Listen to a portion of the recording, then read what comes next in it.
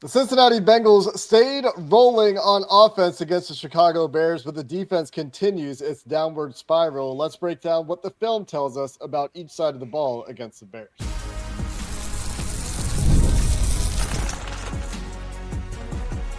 You are Locked On Bengals, your daily Cincinnati Bengals podcast. Part of the Locked On Podcast Network, your team every day.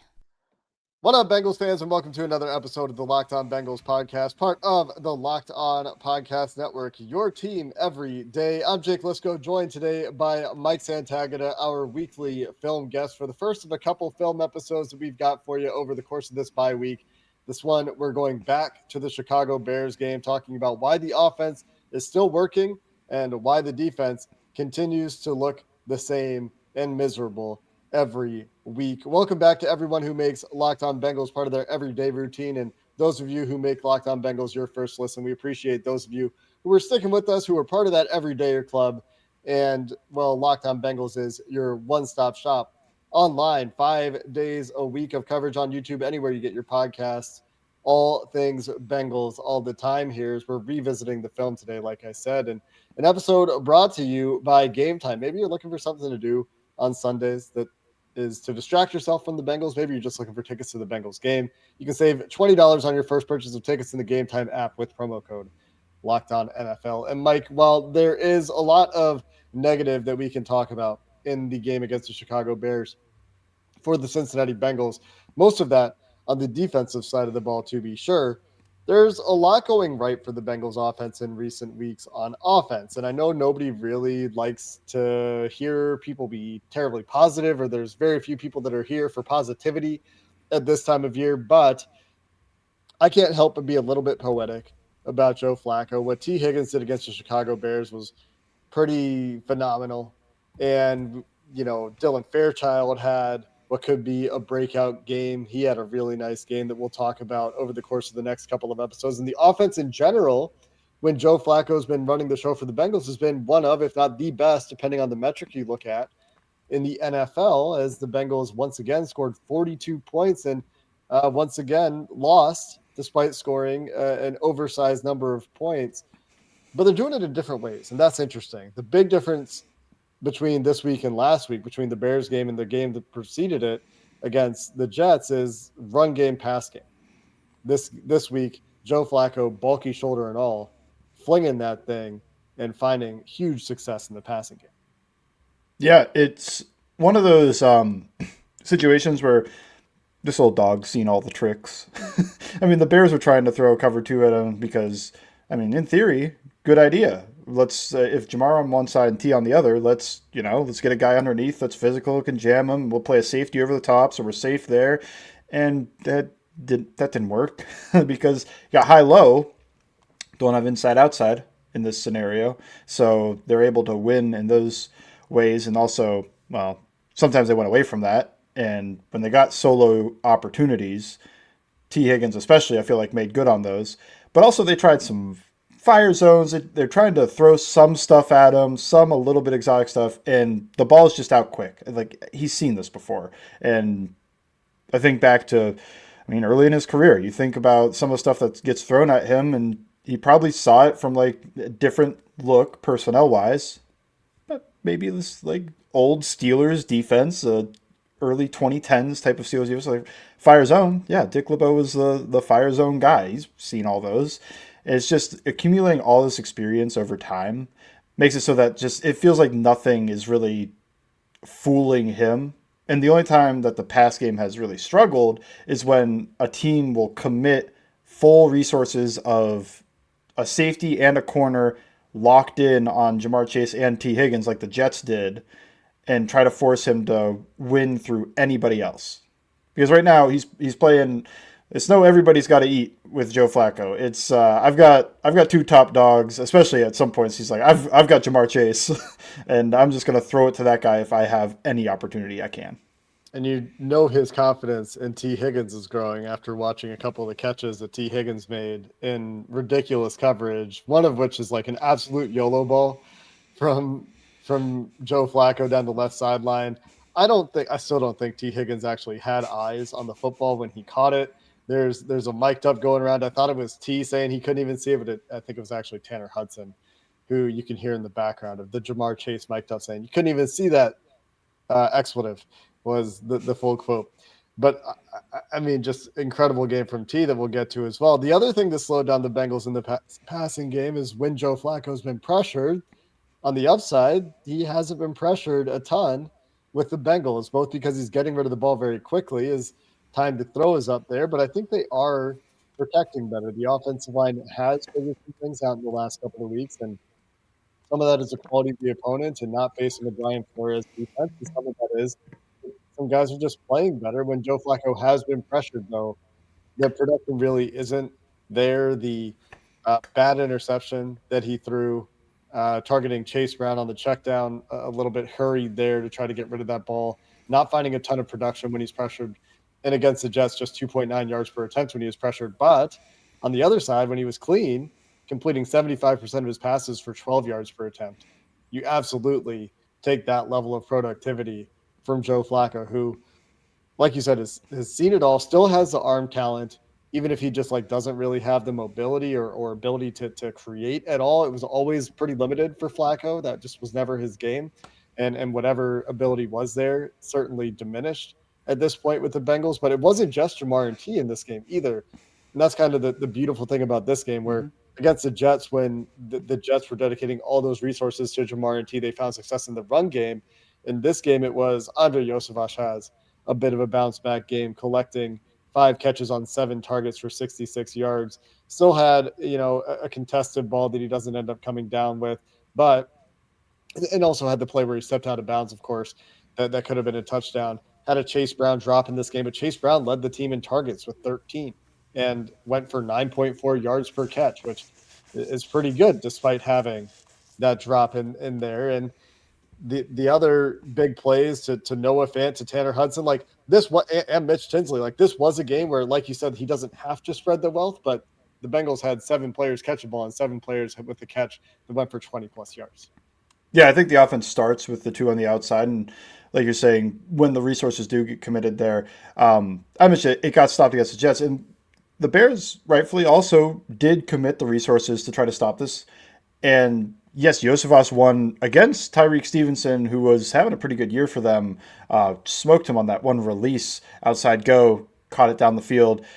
Thinking of the Fant up the seam, and I think the reason Chase Brown got so much work was also in part of why the run game worked. Is if you're going to play over the top and stop these two receivers on the outside, it ends up kind of, creating a lot of room underneath in the coverage if you're going to be trying to stop the explosive plays to the two big guys. And even Andre Yosevas and Mitch Tinsley were able to get some of those. So it creates a bit of room underneath for those checkdowns. And it's not even all checkdowns. The play he dropped that might have been a huge gain, if not a touchdown, was like a mesh concept, which they haven't run a ton of with Burrow. And I don't know if that's Burrow's comfortability with mesh, or maybe also, look, I don't care about running mesh if he's got other ways to beat those coverages, because they're also not getting man coverage that much. And when he gets man coverage, he likes to go to Jamar and T, like most people probably would. But resources are getting committed against them. So need to find another man winner, and mesh is a good one. Gets the break in the coverage, drop the ball. But it's just these opportunities are provided for them because of what's happening to the two big targets on the outside. I did think that the Bengals run game was fine in this game, wasn't it?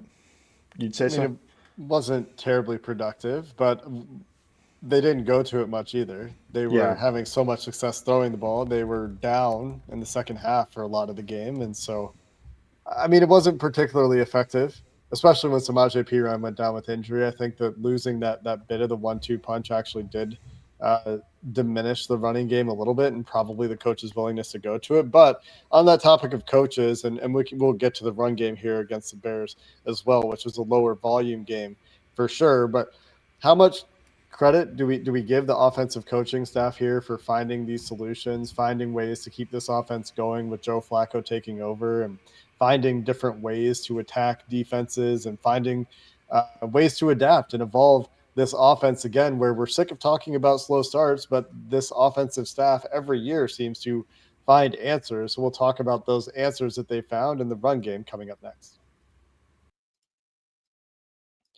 We're brought to you this week by Mint Mobile. If you're still overpaying for wireless, it's time to say yes to saying no at Mint Mobile.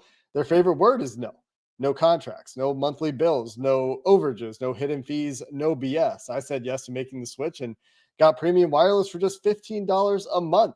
Mint makes it simple. All plans come with high-speed data and unlimited talk and text delivered on the nation's largest 5G network. You can bring your own phone and even keep your same numbers, keep your contacts. That makes it really easy to switch. And you get the same quality service that you had before for a fraction of the price with really easy setup where you keep your number and you're up and going in minutes. So if you're ready to say yes to saying no, make the switch at mintmobile.com/lockedonnfl. That's mintmobile.com/lockedonnfl. An upfront payment of $45 is required, equivalent to $15 a month. Limited time, new customer offer for the first 3 months only. Speeds may slow above 35 gigabytes on unlimited plan. Taxes and fees extra. See Mint Mobile for details. We're also brought to you today by Gametime with the NFL season back. And, well, if you're looking to go to a Bengals game or not, the homestand just ended. Maybe you're looking for something to do over the course of the bye week. You want to get some tickets to an event. Well, avoid the hassle with Gametime, where you can avoid the queues and the login screens and prices jumping at checkout and all the frustration that comes with it. It's an app that gives the advantage back to you, the fans, in Gametime. Gametime is fast, easy, and backed by the Gametime guarantee, which means you'll always get 100% authentic tickets delivered on time at the best price, and all fees are included. So the price you see is going to be the price you pay. In just a couple of taps, you can get to the unbelievable deals with Gametime.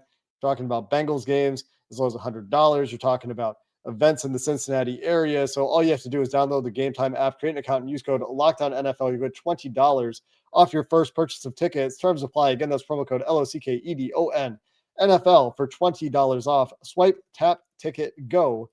Download Gametime today. Mike, how much credit do the coaches get here for finding ways to find what by EPA per play has been the best offense in the NFL since Joe Flacco took over, between the running game and finding answers in the passing game, finding ways to get Joe Flacco going, getting him up to speed on time? It's been a pretty big achievement, at least from the outside looking at. Yeah, I think what it seems like with Flacco is, one, you've got competent level quarterback play, which they didn't have with Browning. So they're able to, you're able to at least get the ball to Jamar Chase and T. Higgins every game. I think that's important, which was something that wasn't happening with Browning. To go with that, I do give the coaching staff a bit of credit because it feels like they're breaking their own tendencies.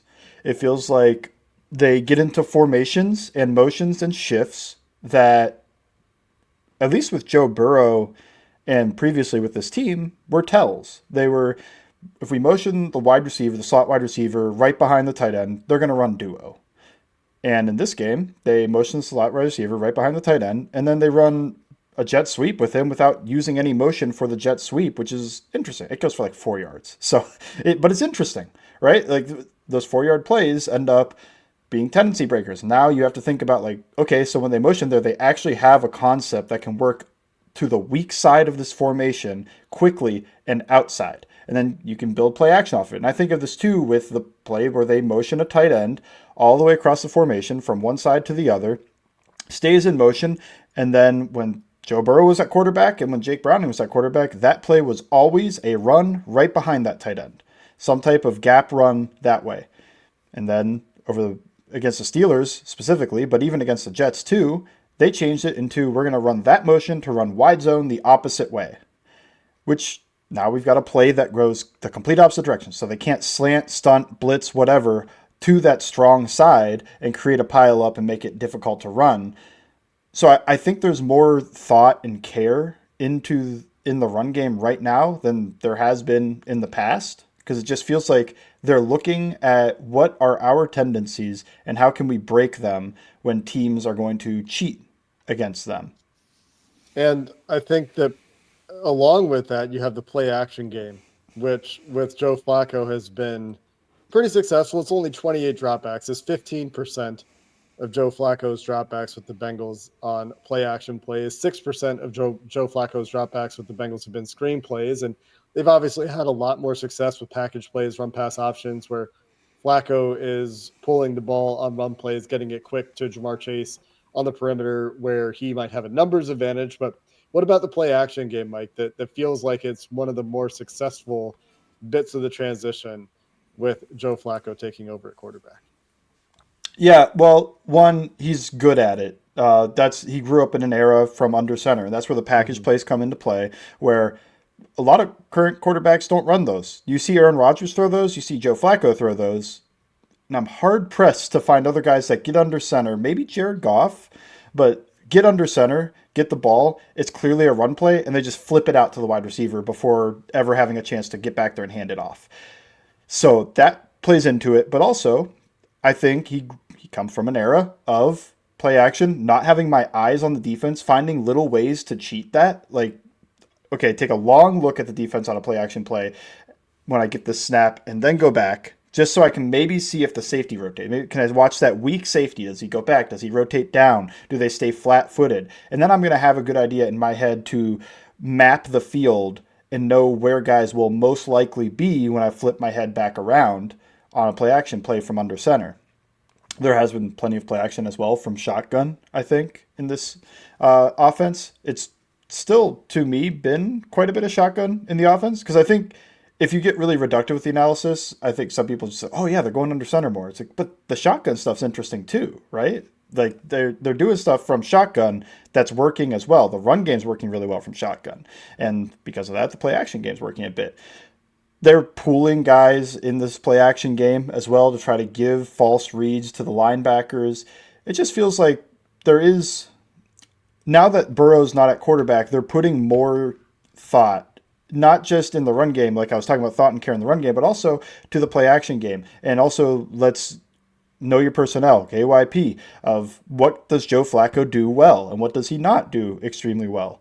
So they're not asking him to do things he's not as good at. And you do see concepts that we haven't seen. We talked about mesh, but it's when Burrow's in there, it feels like you get more sail, you get more sail concept, you get more of like flood, 3-level flood concepts and drive, a 2-level intermediate field concept.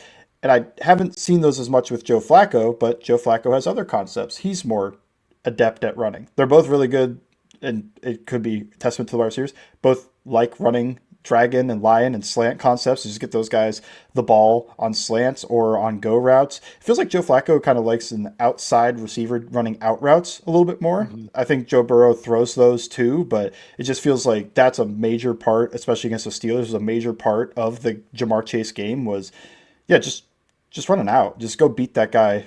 And it's isolation. And you see Joe Burrow run those plays, but it's just what is the frequency, and it feels like they do a good job of tailoring the offense to Joe Flacco specifically and not asking him to run the Joe Burrow offense, even if he is in the shotgun, even if it is still a spread football team. They are able to put a little more thought and care in the run game and the play action, and then knowing Flacco and like what do you really like to run pass concept wise, and implementing those for him.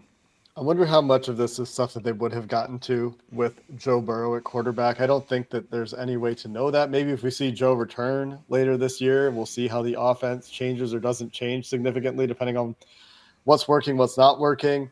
I think another thing that's really been impressive with Joe Flacco is a touch on some of the passes that he's thrown, especially last week. The ball to Tanner Hudson on the left sideline, the goal line fade ball to Jamar Chase, which Jamar wasn't able to bring down, should have been a touchdown, wasn't a touchdown.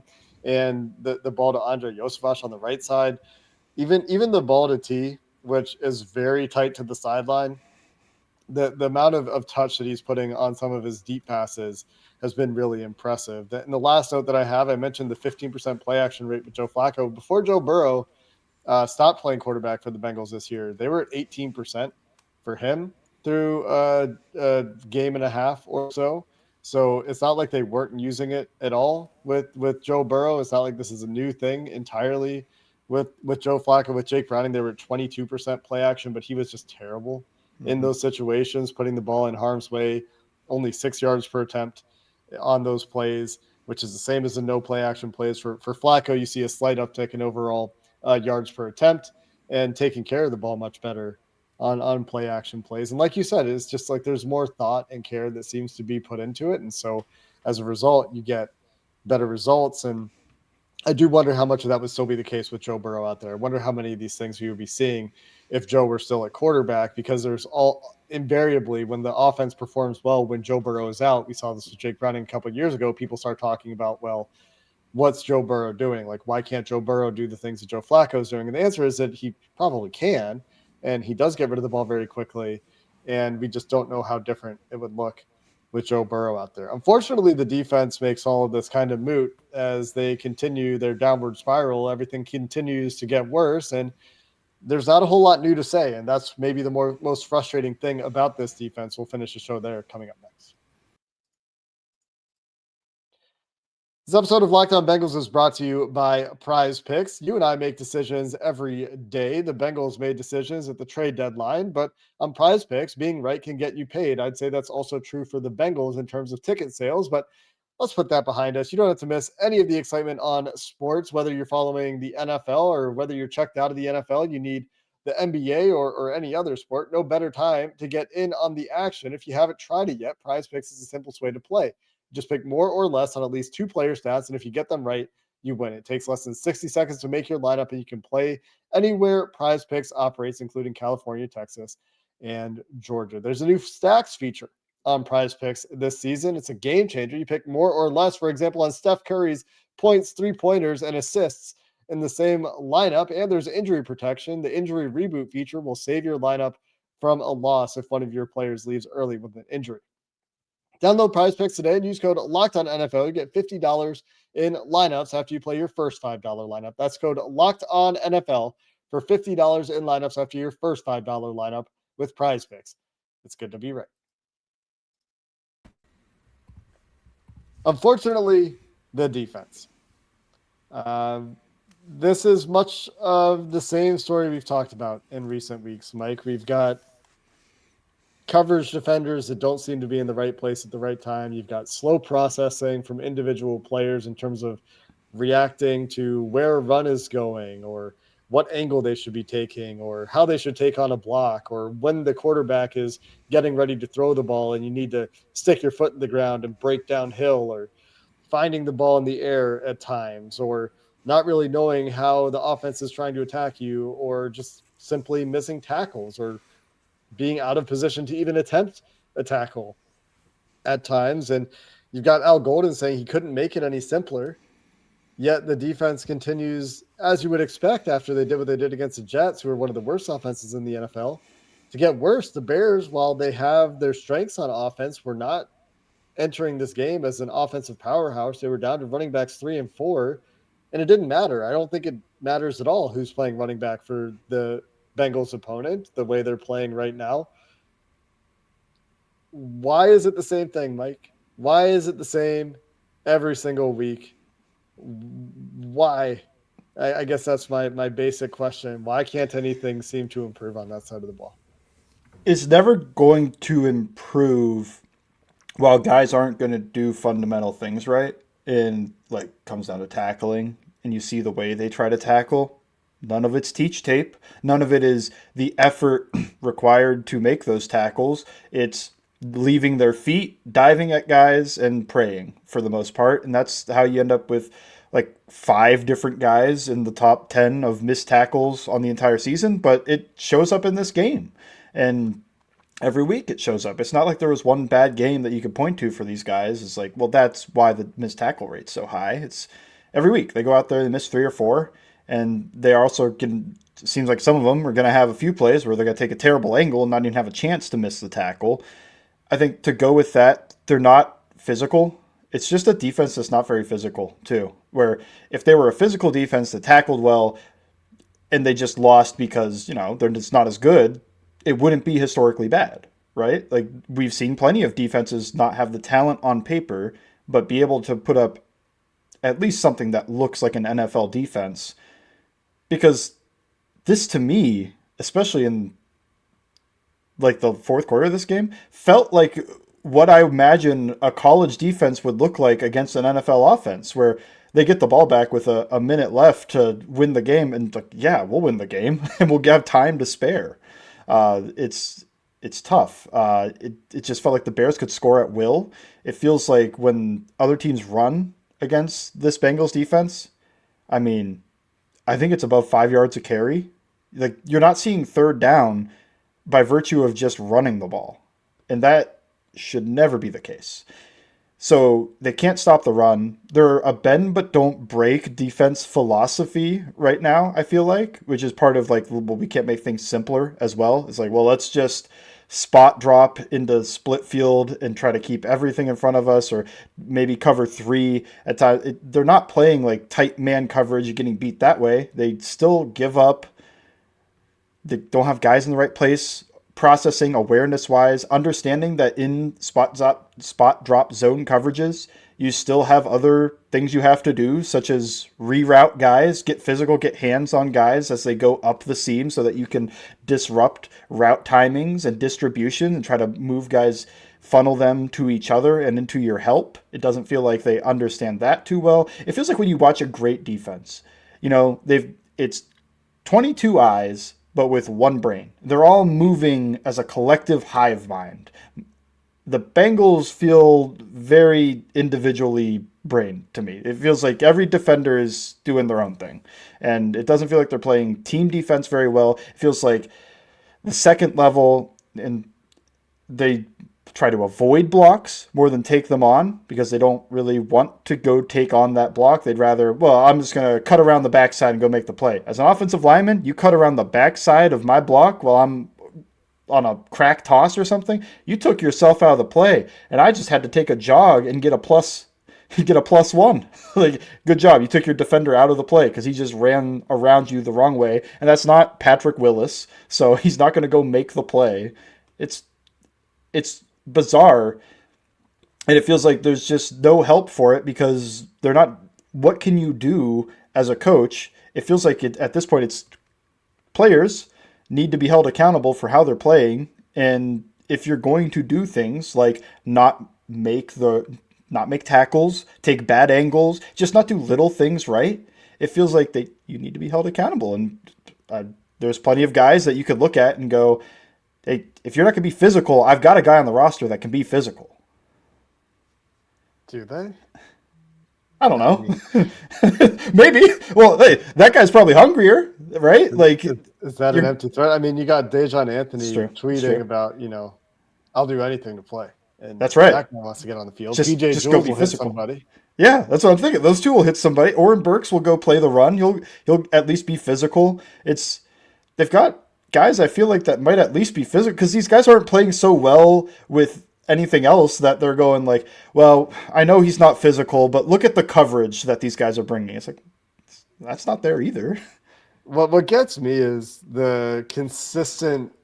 I mean, you talk about guys playing individual in these spot drop coverages, like consistently guys not getting enough depth in the second level or too much depth in the third level, passing off routes that shouldn't be passed off, that should be carried.